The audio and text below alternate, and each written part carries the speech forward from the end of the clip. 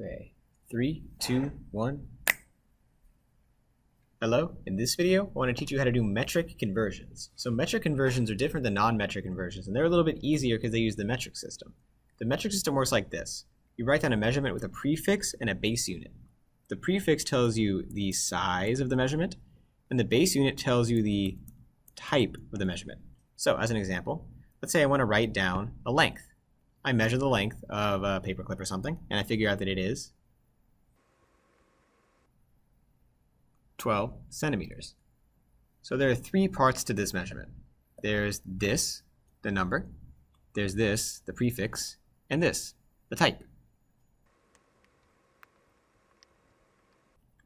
The meters tells me that I'm measuring length. This is not a measurement of mass or a measurement of time or anything. And the centi tells me that I'm on a scale of about 1/100th of a normal meter.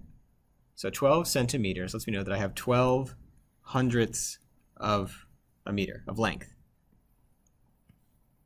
These are some of the prefixes: kilo, hecto, deca, deci, centi, and milli. I've drawn a dotted line because these are the big prefixes and these are the small prefixes. Specifically, whenever you see kilo, that's going to mean that you have 1,000 times as big of a number as the base that comes after it. And if you see a hecto, that lets you know that your measurement is 100 times as big as the unit that comes after it. And if you see a deca, it's only 10 times as big.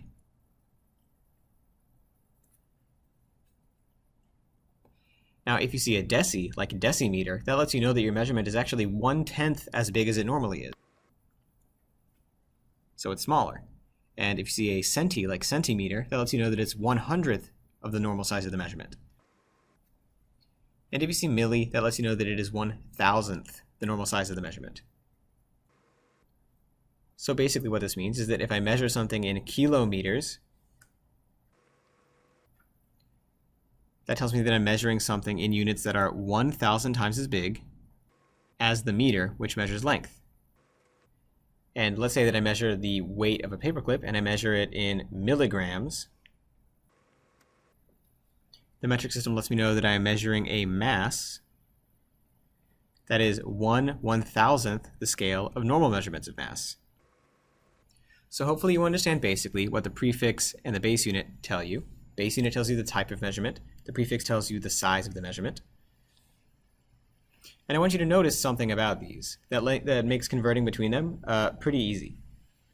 I want you to notice that whenever I have a new name, so for example, whenever I go from normal meters to decameters, I have 10 times as much. And if I go from decameters to hectometers, it's going from 10 times to 100 times. What I'm doing is I'm multiplying by 10. And if I go from hectometers to kilometers, once again, the size measurement is multiplied by 10. On the flip side, when I go down to deci, so meters down to decimeters, I'm dividing my number by 10. And from decimeters to centimeters, I go from 1/10th to 100th, I once again will divide by 10. So the fact that every step along the metric system ladder will multiply or divide by 10 makes it very easy to convert between them using a visual method called the metric ladder. So every single one of these represents something. This represents kilo, hecto, deca. This is the base unit. This represents deci, centi, and milli.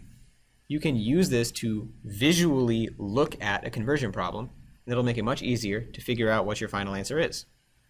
Let me tell you what I mean. Let's say I want to know how many grams are in 12.4 kilograms. So this is the prefix for kilo, is in kilograms, and how many grams, this doesn't have anything in front of it. It's not decigrams or centigrams or milligrams. It's normal grams, and the base unit goes here in the middle where I put a blank. So I've drawn out all the different possible prefixes in order, and I can do it like this. I can say that there is 1, 2, 3 jumps between kilograms and the base unit. So between what I start with and what I want to end with. Because there are 3 jumps, remember every jump is multiplying and dividing by 10. So when I jump this way, I'm going to multiply by 10, and multiply by 10, and multiply by 10.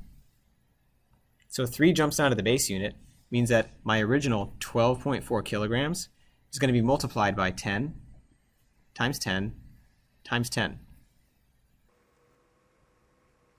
to get to the base unit of normal grams.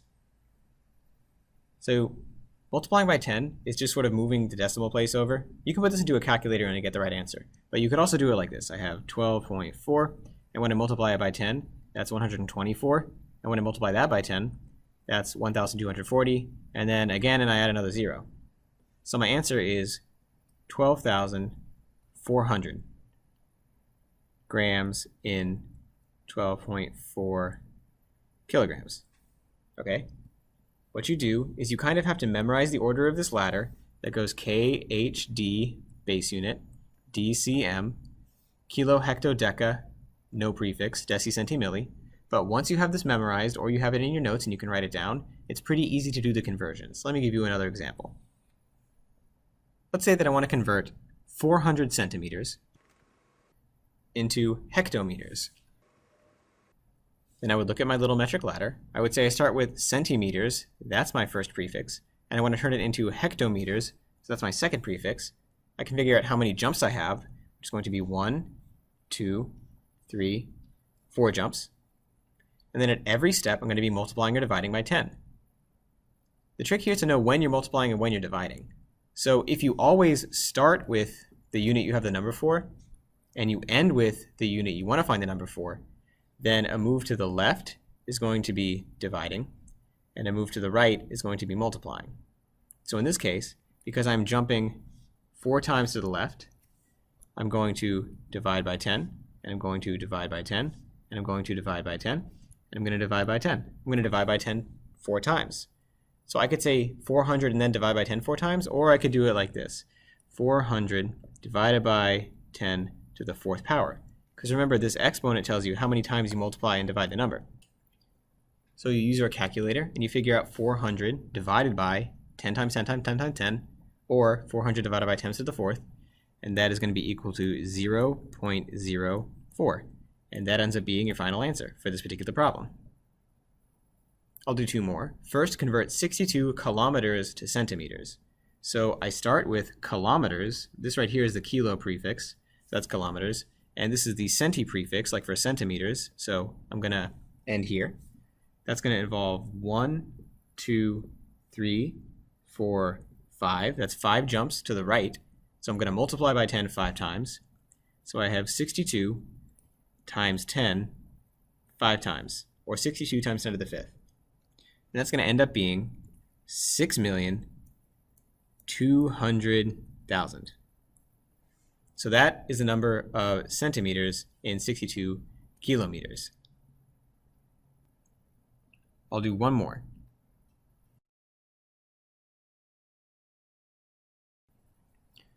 And this is it. I will convert 300 grams into kilograms.